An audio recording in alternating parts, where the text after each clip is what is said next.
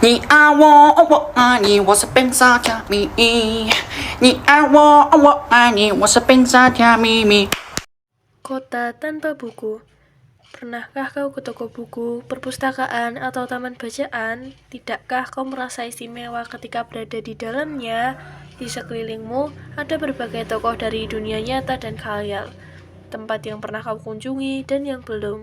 Informasi dan cerita dari masa lalu, masa kini, dan masa depan.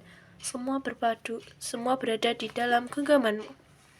Saat berada di antara buku, tidakkah kau merasa menjadi raja dan ratu? Ruang dan waktu seolah menyatu tanpa batas. Kau bisa terbang melintasi sekap negara dan melewati berbagai zaman.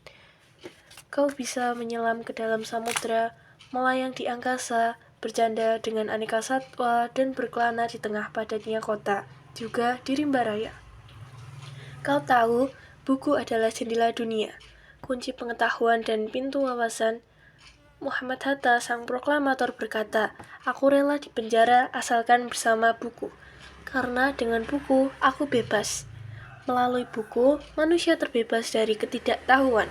Tempat-tempat yang dipenuhi buku adalah harapan berkembangnya pengetahuan dan wawasan. Apa jadinya jika kota tanpa buku? Pantaskah dia disebut kota?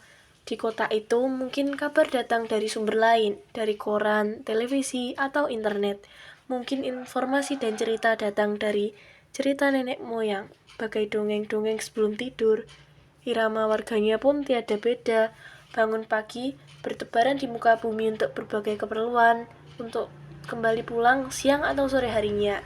Setelah itu, mereka berangkat tidur dan memulai lagi hari berikutnya.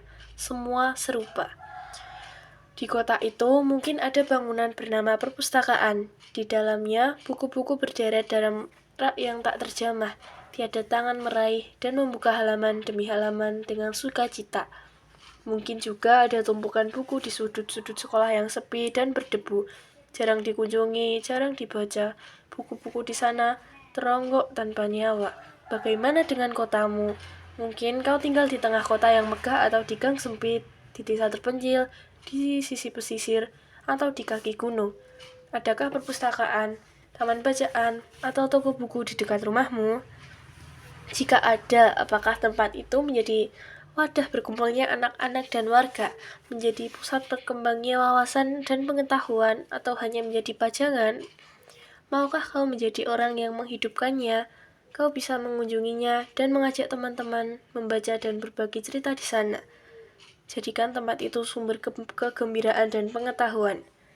Jika tempat itu belum ada, maukah kau menjadi yang mulai menghadirkannya?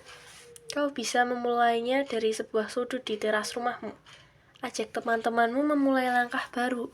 Jangan biarkan waktu berlalu tanpa buku. Siapapun dirimu, bersahabatlah dengan buku. Dia akan menjadi teman setiamu sepanjang waktu.